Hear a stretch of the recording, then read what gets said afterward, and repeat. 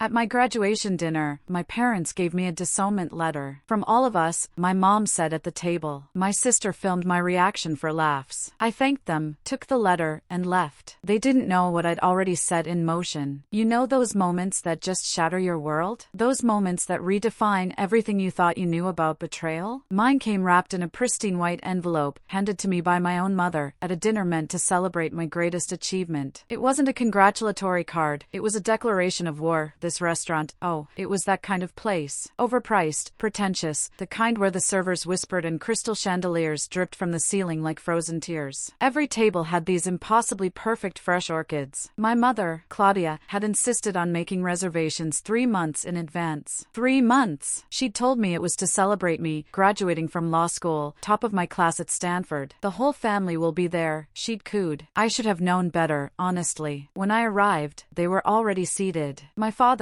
Raymond, held court at the head of the table, in the same navy suit he wore to his corporate board meetings. My sister, Miranda, was next to my mother, her face already glued to her phone. She didn't even glance up when I approached. Only my brother-in-law, Quentin, offered me an uncomfortable nod. He'd always been the only decent one among them, but he'd learned long ago that his silence was the price of peace. There she is, Claudia announced, her voice dripping with that artificial sweetness that always meant trouble was brewing. Our graduate. I sat down, smoothing the simple, elegant navy blue dress I'd chosen. Modest neckline, understated. My graduation ceremony had been 3 days earlier. None of them had attended, of course. Claudia had a charity luncheon. Raymond had a golf tournament. Miranda was getting her nails done. Priorities, right? Dinner started normally enough, or at least, their version of normal. Raymond ordered some obscenely expensive bottle of wine without consulting anyone. Claudia droned on about her upcoming trip to the Hamptons. Miranda complained about her interior designer, apparently incapable of grasping her profound vision for the poolside cabana. I just sat there, pushing pasta around my plate, waiting. I always knew there was a catch with them. Then dessert arrived, tiramisu for the table. And that's when Miranda's phone came up, angled directly at me. That tiny, red recording light pulsed in the dim restaurant lighting. A cold knot formed in my stomach. So, sweetheart, Claudia began, her hand dipping into her designer handbag. Your father and I have been discussing your future. She pulled out a manila envelope, crisp and formal, and placed it between us on the table. We've decided it's time you learn to stand on your own 2 feet. Raymond chimed in, his voice taking on that patronizing tone he reserved for explaining why he wouldn't fund one of my mother's extravagant shopping trips. You're a lawyer now. You don't need us anymore. My heart hammered against my ribs, but my face remained neutral. Years of these bizarre family dinners had honed my ability to hide my reactions, to present a blank canvas no matter the emotional hurricane inside. We've had our attorneys drop the paperwork, Claudia continued, sliding the envelope closer. This formally severs all financial and legal ties between us. You're no longer a beneficiary of any trust, wills, or family assets. It's for your own good, Raymond added, taking a deliberate sip of his wine. You'll thank us later. Miranda's phone remained steady, capturing every excruciating second. Her lips curved into a smile she didn't even bother to hide. I opened the envelope. Inside were official documents, notarized and signed. A disownment letter, as cold and formal as they come. Language about removal from the will, cessation of all financial support, termination of access to family accounts. They'd been thorough. From all of us, Claudia announced, gesturing around the table, her diamonds catching the light. The same diamonds my grandfather had given my grandmother, before Claudia had them reset into something more modern. I read through the papers slowly, letting the silence stretch, savoring it. Miranda kept recording, no doubt hoping for tears. For me to beg. To make a scene they could later replay and laugh about at their country club. Instead, I folded the papers neatly and placed them back in the envelope. Then, I looked up, and I smiled. Thank you, I said simply. Claudia blinked. What? I said, thank you. This is very generous of you. I stood up, gathering my purse. I appreciate you going to all this trouble. The lawyer's fees alone must have been substantial. Raymond's face darkened. You're not going to make a scene? Why would I? I tucked the envelope under my arm. You've just given me the most valuable gift I could ask for. Freedom. From all of you. Miranda lowered her phone slightly, a flicker of confusion crossing her face. I walked out of Romano's without looking back. Behind me, I could hear Claudia's indignant voice beginning to rise. Let them think they'd won. Let them think they'd broken me. They had no idea what I'd already done. 3 years earlier, during my first year of law school, I'd gone home for Thanksgiving. Miranda had just announced her engagement to Quentin, who whose family owned a ridiculously successful tech company in Austin. Claudia had been over the moon. Finally, a child who was marrying well, who would give her grandchildren she could show off at the club, who understood the importance of appearances. I'd overheard them in the study after dinner, Claudia, Raymond, and my uncle Preston, who'd flown in from Chicago. They were discussing family assets, trust funds, inheritance structures. I'd stood outside the door, a glass of water I'd gone to fetch shaking slightly in my hand, listening. When Miranda marries the Ross boy, she'll be taken care of, Raymond had said. But that one, he'd meant me. All she does is study. No prospects, no social connections worth mentioning. She's awkward. Claudia had readily agreed. Did you see her at the Johnsons' gala? She spent the whole evening talking to their accountant about tax law. Tax law? At a party? We should cut our losses, Preston had suggested, his voice low. Why throw good money after bad? She'll never marry well. She'll probably end up some public defender making $30,000 a year. Let's wait until she graduates, Raymond had decided. We'll see if she at least passes the bar. If she does, we'll cut her loose. If she doesn't, we'll reconsider. No point supporting someone who can't even manage that much. They'd laughed. All three of them. Like I was a failed investment, a stock that hadn't performed. I'd walked back upstairs without a sound. The water glass still trembled in my hand, but my mind? My mind was already working, already planning. The next day, I drove back to school early, telling them I had studying to do. I went straight to my faculty advisor, Professor Sarah Jennings. She was one of the most respected attorneys in corporate law and had mentored me since my first semester, seen something in me my family never had. I need your help, I told her, my voice tight with a determination that surprised even me. I need to understand family trusts, estate planning, corporate structures, everything. Not just the basics we cover in class. I need to know how to protect assets, how to build wealth independently, how to make sure no one can ever control me financially again. Professor Jennings studied my face for a long moment. This is personal. Very, I confirmed. Come to my office Monday at 7. We'll start then. For the next 3 years, Professor Jennings gave me an education within an education. She introduced me to contacts in estate planning, corporate law, and investment banking. I devoured every piece of knowledge about wealth management, asset protection, and financial independence. I took internships that had nothing to do with my eventual career path, but everything to do with understanding how money really worked. During my second year, I started consulting on the side. Small cases at first, businesses needing contract reviews, startups needing legal structures. I charged reasonable rates and built a reputation for being thorough, fast, and discreet. Word spread in the tech community, especially in Silicon Valley. By my third year, I had enough saved to invest. I found a startup called DataStream. 3 Stanford dropouts with a revolutionary approach to cybersecurity. Their technology was brilliant, but their business structure? A disaster. I offered to fix their corporate legal framework in exchange for equity. 2% of the company. They agreed. The company went from 3 people in a garage to 50 employees in 6 months. By the time I graduated, DataStream had just been acquired by a major tech corporation for $800 million.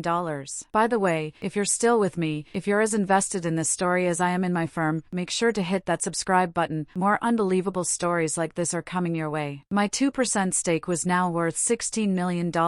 I kept it quiet. Didn't tell anyone. Not even Quentin, who probably would have understood. The money sat in investment accounts, diversified and protected by the intricate legal structures I'd built myself. My family had no idea. They thought I was just studying, just being their boring, awkward little daughter who couldn't catch a husband. The week before graduation, I had my own attorney draw up papers. A formal renunciation of any future claims to family assets. A preemptive strike to protect me if they ever tried to come back later, claiming I owed them something, that my success was somehow built on their foundation. I'd been planning to present it to them myself, along with a few choice words about what they could do with their money. But they'd beaten me to it. And in doing so, they'd made my revenge so much sweeter. I drove to my small, 1-bedroom apartment in Palo Alto that I'd been renting. Everything I owned fit into my car. I had been prepared for this moment, even if I hadn't known exactly when it would come. The apartment felt different when I walked in, lighter somehow, despite the boxes I needed to pack. I poured myself a glass of wine and sat by the window, watching the Stanford campus lights flicker in the distance. This place had been my sanctuary for 12 months, but it was time to move on. Time to step into the life I'd been building in secret. I thought about the day I'd signed the DataStream paperwork. The founders had been skeptical at first. A law student offering to overhaul their corporate structure for equity instead of cash? They'd had lawyers before, expensive ones from big firms who charged hourly rates they could could barely afford, and delivered cookie-cutter documents that didn't account for their specific technology or growth trajectory. I'd spent 3 weeks analyzing every aspect of their business: intellectual property protection, founder vesting schedules, investment terms that would protect them from predatory venture capitalists, employee stock option plans that would attract top talent. I built them a legal framework that could scale from 3 people to 300 without needing to be completely restructured. When I presented my work, their lead developer, Marcus Chin, stared at the documents for 10 minutes without speaking. Finally, he looked up and said, "This is better than anything we've gotten from firms charging us $20,000. Why are you doing this for equity?" "Because I believe in what you're building," I told him, "and because someday that equity will be worth more than any hourly rate." "You're either crazy or brilliant," Marcus had replied. "Maybe both." They gave me the equity. 2% had seemed small at the time, but I watched DataStream grow over the next 2 years, tracking every funding round, every product launch, every expansion into new markets. I continued advising them unofficially, answering questions over coffee, connecting them with potential clients and partners. They valued my input enough to increase my stake to 3% without me even asking,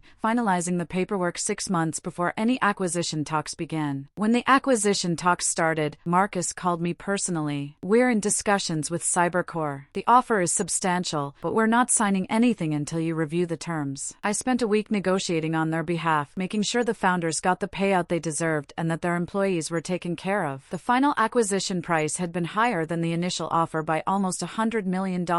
My 3% stake translated to $24 million before taxes. After capital gains and state taxes, I walked away with just over $18 million. $18 million. My family knew nothing about it. I'd been careful. The money was distributed through a legal entity I'd set up specifically for investment purposes, a Delaware LLC that provided privacy and protection. Even if my parents had hired investigators, which I doubted they'd even thought to do, they wouldn't have found anything connecting me to DataStream. I'd listed Professor Jennings as the registered agent, and all official communications went through a P.O. box. The wine glass was empty. I poured another and opened my laptop. Email after email from classmates, congratulating me on graduation, asking about my plans, suggesting we stay in touch. I responded to each one thoughtfully. These people were my real network, built on mutual respect and shared experiences, rather than obligatory family connections. There was also an email from my law school roommate, Tessa Morgan, who'd moved to New York for a position at a white shoe firm. "Drinks when you're in town," she'd written. "I want to hear all about how you're destroying it in the real war. LD." Tessa had been one of the few people I'd confided in about my family situation. Not everything, but enough. She'd seen me working late into the night on my consulting projects while other students were at bars or networking events. She'd asked once why I pushed myself so hard. "Because I can't afford not to," I'd told her. "Your family has money though, right? I've seen your mom's Instagram. She's always at charity galas. That's their money, not mine," I'd explained, "and it never will be." Tessa had nodded slowly, understanding something I hadn't explicitly said. She never brought it up again, but she started introducing me to people who could help my career: professors, alumni, lawyers in private practice who were looking for smart associates. She had my back without making a big deal about it. I made a mental note to take her up on that drink offer, maybe bring her a nice bottle of wine as a thank you for 3 years of quiet support. My phone rang as I was packing. "Miranda, you think you're so smart?" she hissed when I answered. "Walking out like that, you just proved everything they said about you. You're ungrateful, entitled. You think you can make it on your own? You have no idea how the real world works." "You're probably right," I said mildly, folding a sweater. "I guess we'll see. You'll come crawling back within 6 months. You'll see how hard it is without Daddy's money. Without the family name, you're nobody without us. Miranda, I'm hanging up now. Good luck with the cabana." I disconnected and blocked her number, then my mother's, then my father's. A clean break. I'd already accepted a position at Morrison & Associates, a prestigious firm in San Francisco. My starting salary was $200,000 a year, which would have been plenty to live on, but I had other plans. The next morning, I met with a real estate agent. By afternoon, I'd made an offer on a penthouse in Pacific Heights. Cash offer, no contingencies. 3 bedrooms, views of the bay, parking for 2 cars. The seller accepted immediately. I bought furniture, not the antique, overdone pieces my mother favored, but modern, comfortable things that I actually liked. I hired a decorator who understood minimalism, clean lines, open spaces, windows that let in light. 2 weeks after that dinner at Romano's, I got an email from Miranda. The subject line read, "Hope you're enjoying your independence." Inside was a group photo from a family gathering I hadn't been invited to. Claudia, Raymond, Miranda, Quentin, Uncle Preston, Preston, Aunt Sylvia, and about 20 other relatives at the country club. Everyone was smiling. Champagne glasses raised. The message below read, "Don't worry, we're not missing you. Family celebration without the dead weight. XO. I deleted it without responding, but I did make one call. Professor Jennings, it's me. I'm ready to start the firm. We'd talked about it during my last year of school, a boutique law firm specializing in tech startups and emerging companies. Professor Jennings would be the senior partner, bringing her decades of experience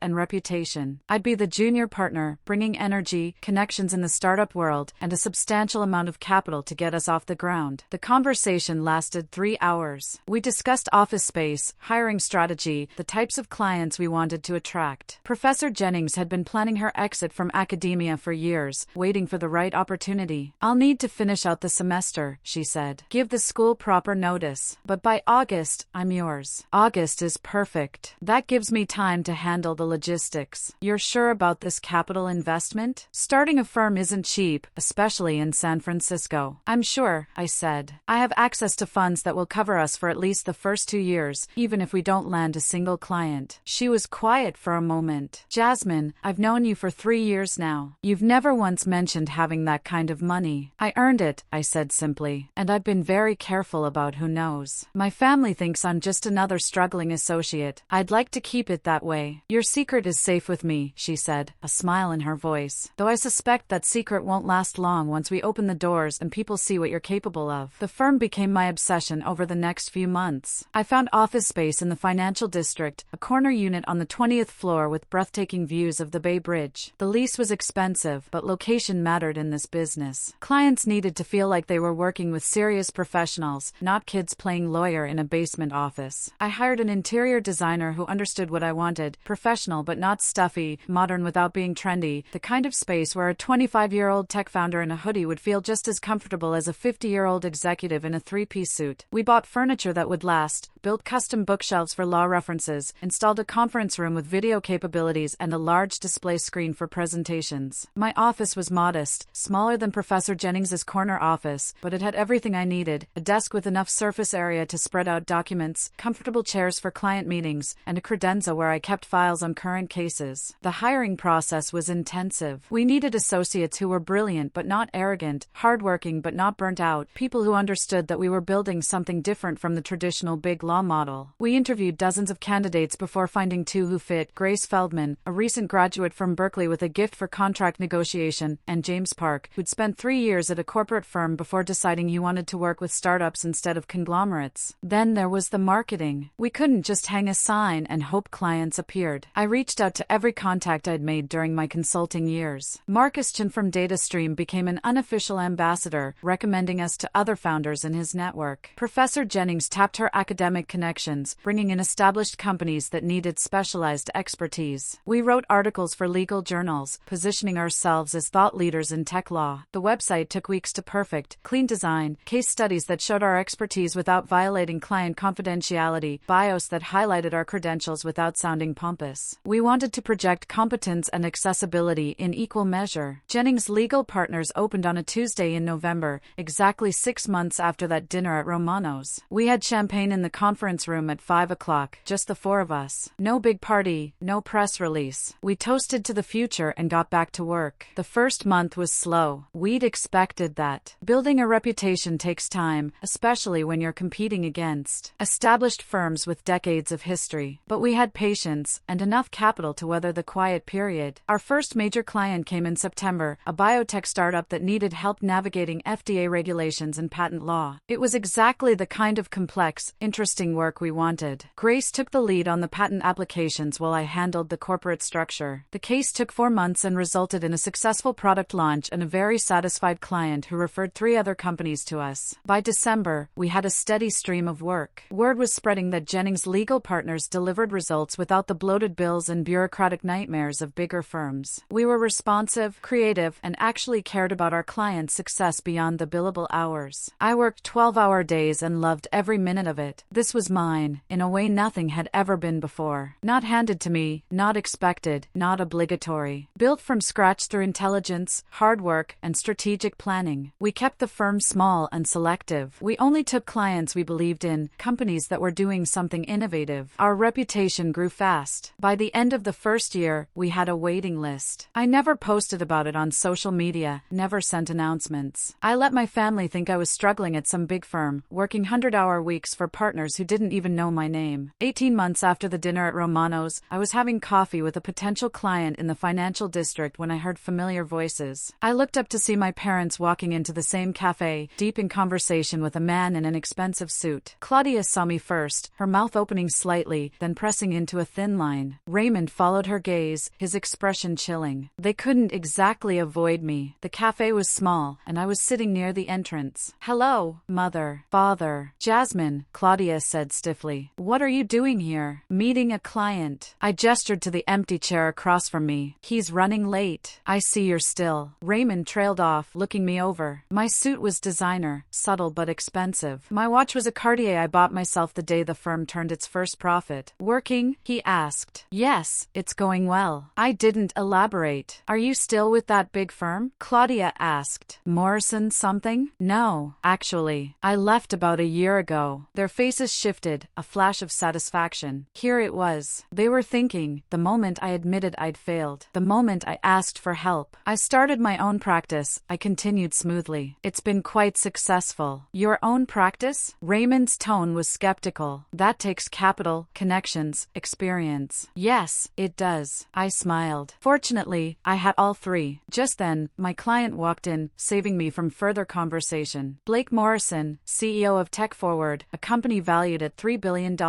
He was young, brilliant, and intensely loyal to the few people he trusted. I'd handled his company's legal structure since the beginning. "Jasmine." He crossed the cafe in quick strides, hand extended. "Sorry, I'm late. Board meeting ran over." I stood, shaking his hand. "No problem, Blake. Let's grab that corner table." As we walked past my parents, I saw their faces. Recognition dawning. Blake Morrison was regularly featured in Forbes and TechCrunch. Everyone in the Bay Area business community knew who he was. I didn't look back. Over the next year, the firm grew. We took on bigger clients, more complex cases. Professor Jennings and I made a perfect team. She handled the courtroom drama when it was needed. I handled the negotiations, the contracts, the intricate legal structures that protected our clients' innovations. I bought a second property in Napa Valley, a vineyard estate I'd fallen in love with during a weekend trip. It became my retreat, the place I went when the city felt too crowded. And then, 2.5 years after the dinner at Romano's, I got a phone call from Quentin. "Jasmine, it's me. Please don't hang up." I almost did, but something in his voice stopped me. "What do you want?" "I need to talk to you in person. It's important." "Quentin, I have no interest in, it's about your family. Please, just give me an hour." We met at a neutral location, a restaurant in Oakland. Quentin looked tired, older than his 32 years. The easy smile he'd always worn was gone. "Miranda and I are getting divorced," he said without preamble. "It'll be final in 3 months." "I'm sorry," I said automatically. He shook his head.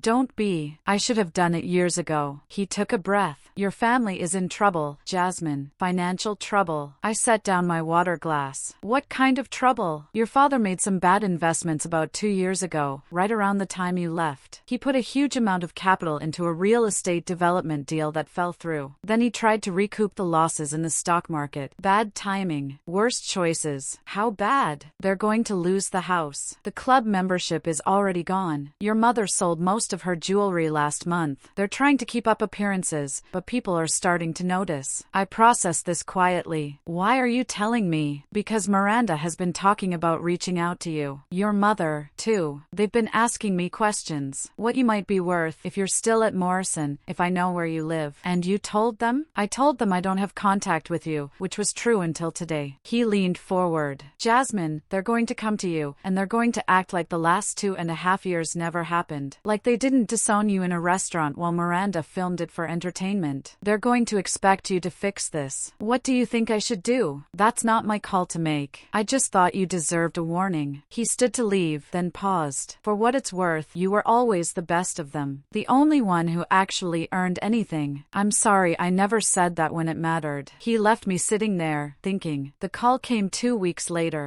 Darling, Claudia's voice was bright and artificial. It's been far too long. We simply must get together for lunch. I have so much to catch up on. I'm very busy, Mother. Oh, of course you are. But surely you can spare an hour for your mother? We could meet at that lovely cafe you like, the one where we ran into you. When was that? A year ago. You looked so well. What do you want, Claudia? Silence. She hated when I used her first name. I want to see my daughter. Is that so wrong? You disowned me. You had lawyers draw up papers, removing me from the family. You made it very clear I was a disappointment, a burden, dead weight, according to Miranda's email. What exactly has changed? That was, Claudia faltered. We thought we were doing what was best for you, teaching you independence, by disowning me at my graduation. Dinner while Miranda recorded it? Your sister was just, she didn't mean anything by that. What do you actually want, Mother? Another pause. When she spoke again, the artificial brightness was gone. We need to talk about family finances. Your father and I have had some setbacks, and we thought perhaps you might be able to help. As a lawyer, you must understand investments, financial structures. We could use your expertise. My expertise? Yes. And perhaps some temporary assistance while we restructure some things. We're family, Jasmine. Family helps each other. I let the silence stretch. I'll think about it, I said finally. I'll call you back. I didn't call back. Instead, I had my assistant draft a letter. Formal, legal, cold. It reminded them that they had legally severed all ties with me 2.5 years prior, that I had no obligation, legal or moral, to provide assistance of any kind, and that any future contact should go through my attorney. I enclosed a copy of their own disownment papers, the ones they presented to me at Romano's. At the bottom, I included one personal line in my own handwriting. You taught me to stand on my own 2 feet. Thank you for that lesson. I had it delivered by courier to their home, the home they were about to lose. Miranda called next, 3 days later. No pretense this time. You selfish bitch. After everything we gave you, we raised you, paid for your education. You paid for undergraduate. I took out loans for law school. Check your records. We gave you a home, opportunities. You gave me contempt, conditional approval, and a public disownment complete with video footage. Did you save that video, by the way? I hope so. It would make excellent evidence if you try to claim otherwise. You're really going to just stand by while your family loses everything? I'm going to do exactly what you taught me to do. Stand on my own 2 feet. Take care of myself. Not be dead weight. I kept my voice level. Professional. You made it very clear that I was nobody without the family name. This is me proving you wrong. You can't do this. I already did. Goodbye, Miranda. I blocked her number too. The next few weeks brought a barrage of attempts. Emails from family friends, people I hadn't spoken to in years, suddenly interested in reconnecting. Each message was transparent in its purpose. They'd heard the family was struggling. They'd heard I was doing well. Wouldn't it be nice to help out? Family is family, after all. I deleted every single one without responding. Then came the lawyers. My parents actually hired attorneys to explore whether they could contest the disownment papers on the grounds that they'd been emotionally compromised when signing them. The same papers they'd presented to me in a public restaurant as a calculated humiliation. The irony wasn't lost on me. My attorney, David Chin, handled it with barely concealed amusement. They're claiming they were under emotional distress when they legally disowned you, he said during our call. The paperwork is notarized, dated, and there's apparently video evidence of them presenting it to you as a deliberate act. My sister filmed it, I replied. She thought it was funny. Well, that video is now evidence that this was premeditated and executed with full awareness of the consequences. Their lawyers are going to drop this claim within a week once they realize how badly it could backfire. He was right. The legal challenge disappeared as quickly as it had appeared. I imagine their attorneys explained that pursuing this in court would only create a public record of their actions, something they desperately wanted to avoid. But Claudia wasn't done trying. She started showing up at places she thought I might be. The coffee shop near my office became off limits after I spotted her there 3 days in a row, sitting alone at a corner table, clearly hoping I'd walk in. She tried the gym where I had a membership, the grocery store I preferred. It was harassment disguised as maternal concern, and it was pathetic. I changed my routine, started working out at a different gym, ordered groceries for delivery, varied my coffee shops. It was annoying, but I refused to let her control my life through stalking behavior. The breaking point came when she tried to approach me at a professional event. I was at a tech conference, networking with potential clients, when I felt a hand on my arm. Claudia, dressed in what was probably the most expensive outfit she still owned, wearing a smile that didn't reach her eyes. Jasmine, sweetheart, what a coincidence. It wasn't a a coincidence. The event had been publicized, and my name was listed as a panelist. She'd bought a ticket specifically to ambush me. This isn't appropriate, I said quietly, removing her hand from my arm. I'm your mother. When is it not appropriate for a mother to speak to her daughter? When that mother legally disowned said daughter and is now harassing her at professional events. People were starting to notice. Claudia's smile became strained. You're making a scene. No, you're making a scene. And if you don't leave immediately, I'll have security escort you out. You wouldn't dare. I pulled out my phone and texted David Chin, send a cease and desist letter to Claudia. Include the coffee shop incidents, the gym, the grocery store, and today's conference. If she makes contact again, we file for a restraining order. Then I turned to the nearest security guard and explained the situation. He was professional, courteous, and absolutely firm in escorting Claudia from the building. She protested, claiming family emergency and misunderstanding, but the guard had heard enough of our conversation to know better. As she was being led away, she turned back to me. Your father is sick, Jasmine. He's having heart problems from the stress. Do you really want that on your conscience? I felt a flicker of something. Not guilt, exactly. Maybe just the ghost of old obligations, old patterns of thinking that said family meant something regardless of how they treated you. But then I remembered the study, the laughter. Why throw good money after bad? He should probably reduce his stress levels then, I said evenly. I hear bankruptcy proceedings are actually quite straightforward these days. The guard led her away. Several people who'd witnessed the exchange gave me sympathetic looks. One venture capitalist I'd been hoping to connect with approached me after Claudia was gone. Family troubles? She asked. Former family, I corrected. They legally disowned me. Now they want back in because I turned out successful. She laughed. I had an uncle try something similar. Kicked me out of the house at 18. Told me I'd never amount to anything. Tried to borrow money from me 10 years later. Some people only value you for what you can give them. Exactly. I like you, she said. Let's grab coffee next week. I have a portfolio company that needs legal work. That